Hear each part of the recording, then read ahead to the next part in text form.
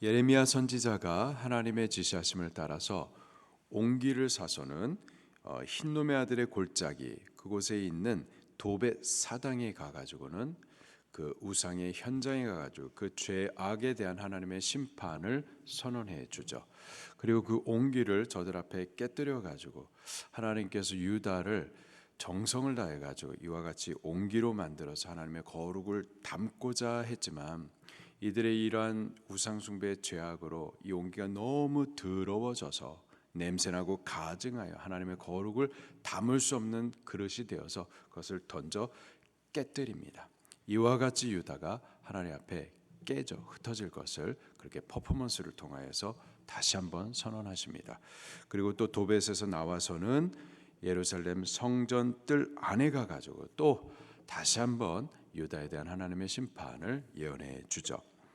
이러한 모든 것들을 당시의 제사장 바수훌 총감독이라고 이름을 하고 있습니다. 대제사장을 말하는 거예요. 근데 제사장으로서의 그 기능은 의미를 상실해 버렸고 이제 그냥 제도적이고 관료적인 그냥 이름으로서 총감독이라고 하는 이 바수훌이 예레미야의 이러한 예언의 내용을 듣습니다.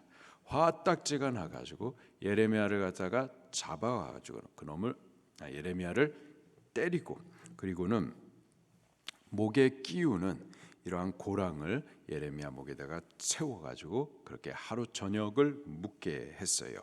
그리고 그 다음 날 예레미야를 찾아옵니다. 3절 말씀입니다. 시작. 바수훌이 다시요 3절 시작. 다음 날 바수훌이 예레미야를 목에 씌우는 나무 고랑에서 풀어주매 예레미야가 그에게 이르되 여호와께서 내 이름을 바수리라 아니하시고 마골 미사빔이라 하시느니라. 예레미야를 총감독 높은 지위 권력 있는 사람입니다. 잡아와 가지고는 때렸어요. 하루 저녁을 아주 고되게 고락을 채웠습니다. 그리고 다음 날 와가지고는 풀어주었을 때 이제는 내가 잘못했습니다. 내가 괜한 말을 했습니다. 용서해 주세요. 그냥 한 번만 봐주세요. 살려주세요. 이런 것이 아니라 그 사이에 또 하나님께서 주신 말씀을 담대하게 그 바수엘에게 선언합니다.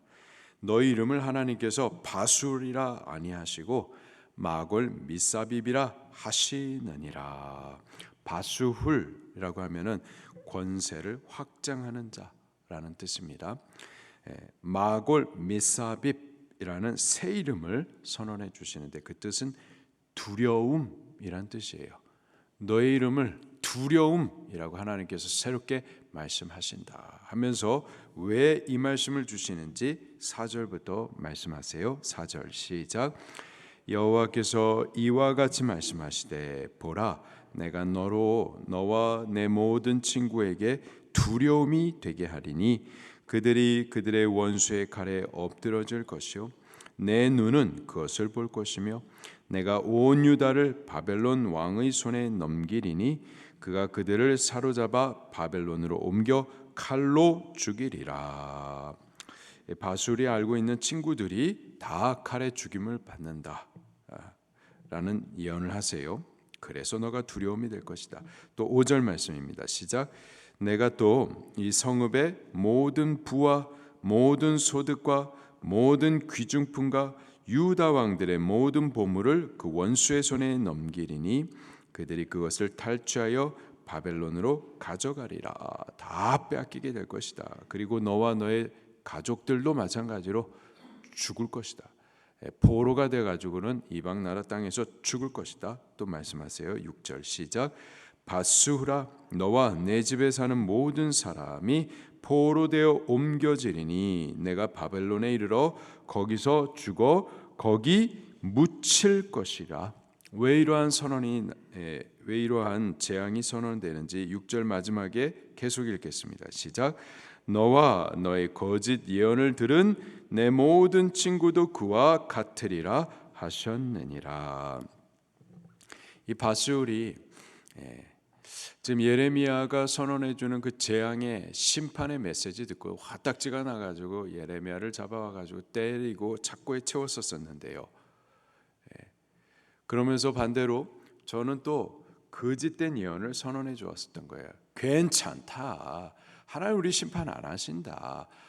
우리가 여기 거룩한 땅, 성전이 있는 이곳에 우리가 있는데 우리가 어떻게 망할 것이냐. 평안이다. 이따위 소리를 했었던 거죠. 그래서 그 거짓된 예언을 듣고 우리는 망하지 않겠지. 무슨 하나님께서 대한민국을 어떻게 세우셨는데 대한민국을 어떻게 망하시게 하실까? 평안히 지키실 거야. 이렇게만 거짓되게 듣고 있었다가 심판이 임함을 인하여서 크게 두려워하게 될 것이다 라는 거죠. 거짓된 예언을 말하는 자도 마찬가지고 또 그 거짓된 예언을 듣고 믿는 자들도 다 마찬가지로 이와 같이 될 것이다 라는 겁니다.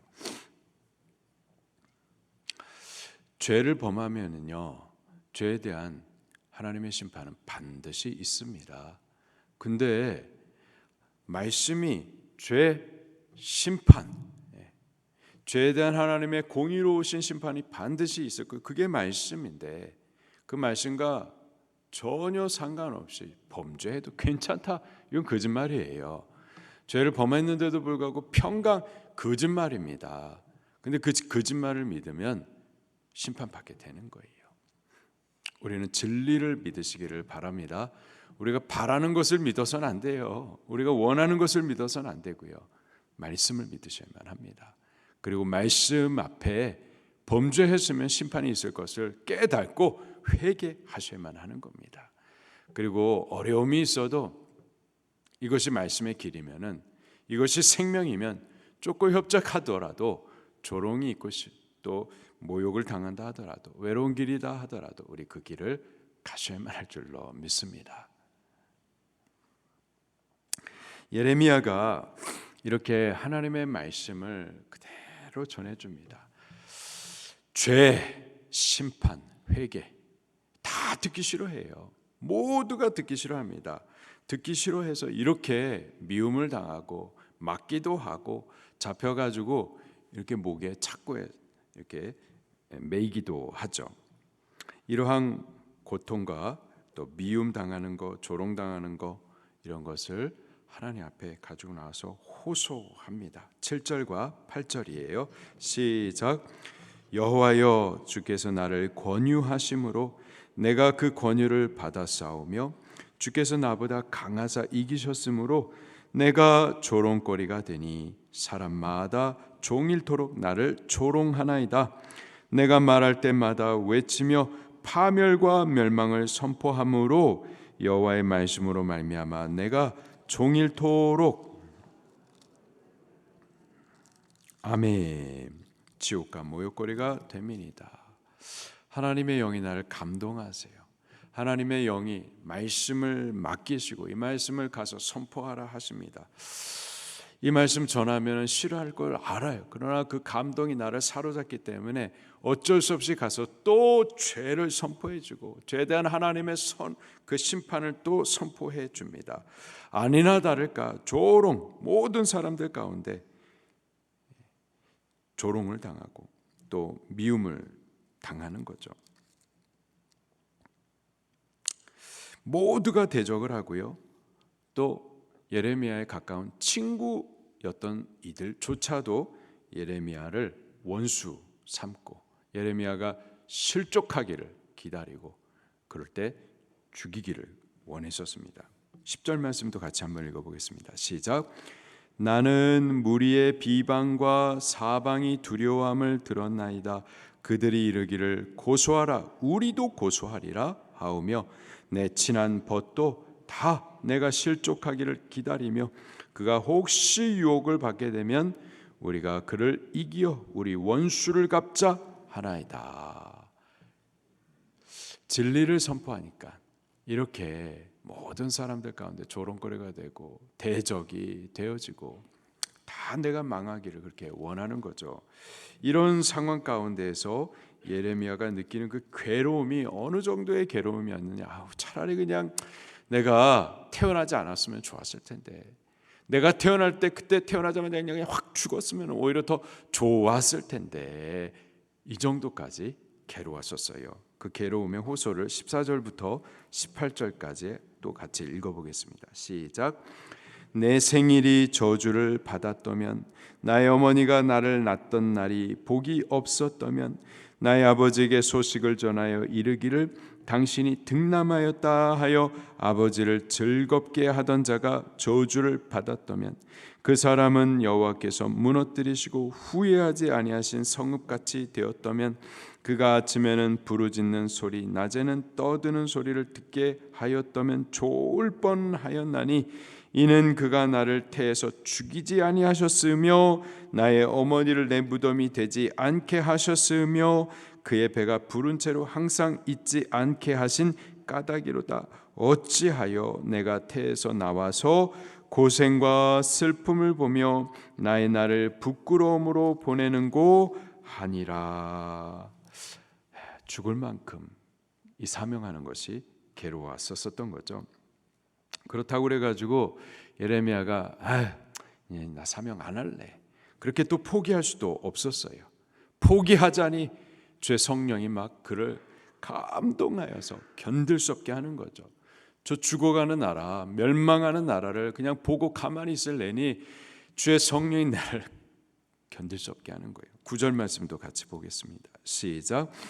내가 다시는 여호와를 선포하지 아니하며 그의 이름으로 말하지 아니하리라 하면 나의 마음이 불붙는 것 같아서 골수에 사무치니 답답하여 견딜 수 없나이다.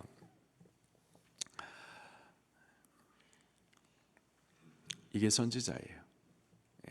괴로움이 있고 고난이 있고 조롱이 있고 다 일어나 대적이 돼도 그래도 하나님의 사명을 버릴 수가 없는 거예요. 그것이 또 선지자, 하나님의 말씀을 전하지 않을 수가 없는 것, 주의 마음이 막 불붙는 것 같아서 안타까움이 있어서 견딜 수 없어서 또 사명으로 일어나는, 이게 하나님의 종들이고 선지자죠. 제가 이러한 괴로운 가운데에서 하나님 앞에 호소합니다. 죽기까지 괴로운데, 그런데 이 괴로운 가운데서 하나님 앞에 호소하는 저의 기도가 그냥 그렇게 호소로 절망 가운데 기도가 끝나지 않고요, 그의 이 호소로 시작한 기도가요 찬송으로 맞춰집니다. 10절부터 13절 말씀까지 또 같이 읽겠습니다. 시작. 나는 무리의 비방과 사방이 두려움을 들었나이다. 그들이 이르기를 고소하라, 우리도 고소하리라 하오며 내 친한 벗도 다 내가 실족하리를 기다리며 그가 혹시 유혹을 받게 되면 우리가 그를 이기어 우리 원수를 갚자 하나이다. 그러하오나 여호와는 두려운 용사 같으시며 나와 함께 하심으로 나를 박해하는 자들이 넘어지고 이기지 못할 것이오며 그들은 지혜롭게 행하지 못함으로 큰 지옥을 당하오리니 그 지옥은 잊지 못할 것이니이다. 의인을 시험하사 그 배부와 심장을 보시는 만군의 여호와여, 나의 사정을 주께 아뢰어사온즉 주께서 그들에게 보복하심을 나에게 보게 하옵소서. 여호와께 노래하라, 너희는 여호와를 찬양하라. 가난한 자의 생명을 행악자의 손에서 구원하셨음이니라. 아멘. 사명은 십자가 짐 같은 고난입니다. 이 예레미야 선지자도 40년 넘게 그렇게 죄와 심판, 회개를 선언해 주었지만은 아무도 회개하지 않아요. 다 일어나 대적하고 그렇게 미워하고 다 죽기를, 실수하기를 바랬었죠. 또 많은 선지자들이 그랬었습니다. 매 맞고 미움 당하고 또 죽임 당하고 그랬었죠. 그리고 선지자 중에 선지자로 오셨던 예수님도 마찬가지였어요. 환영받지 못하셨습니다. 다 일어나 십자가에 못 박아라, 그렇게 외치고 미워하고 버리고 저주했었죠. 지금도 마찬가지예요. 지금도 사명을 똑바로 하려면은 하나님의 말씀을 이 죄가 가득한 세상 가운데 그 죄 심판, 회개를 선언해 주면 다 일어나 대적하죠. 사명하는 것이 외로울 수 있습니다. 우리 교회 셀리더도 마찬가지. 바르게 하려고 그러면은 미워하죠. 교회가 뭐 여기만 있는 줄 아나. 자꾸 이렇게 구찮게 하면은 나 딴 교회 간다고 막 협박하고. 우리가 바르게 신앙하고 또 사명하려고 하면은 이러한 십자가 진 같은 고생이 있습니다. 어떻게 해야 될까요? 우리도 예레미야와 같이 하나님 앞에 우리의 괴로움과 슬픔을 하나님 앞으로 나와서 하나님께 호소하면 되는 줄로 믿습니다. 우리의 괴로움을 하나님 앞에서 눈물로 아뢰면 되겠습니다. 괴로운 걸 어떻게 해요? 그러나 하나님 앞에 눈물로 호소하지만은 우리의 이런 눈물이 눈물로 끝나지 아니하고 여호와 하나님을 발견하게 되어지고 눈물 닦아주시는 하나님, 승리케 해주시는 그 하나님으로 인하여서 우리들도 찬양으로 우리의 기도를 마칠 수 있게 될 줄로 믿습니다.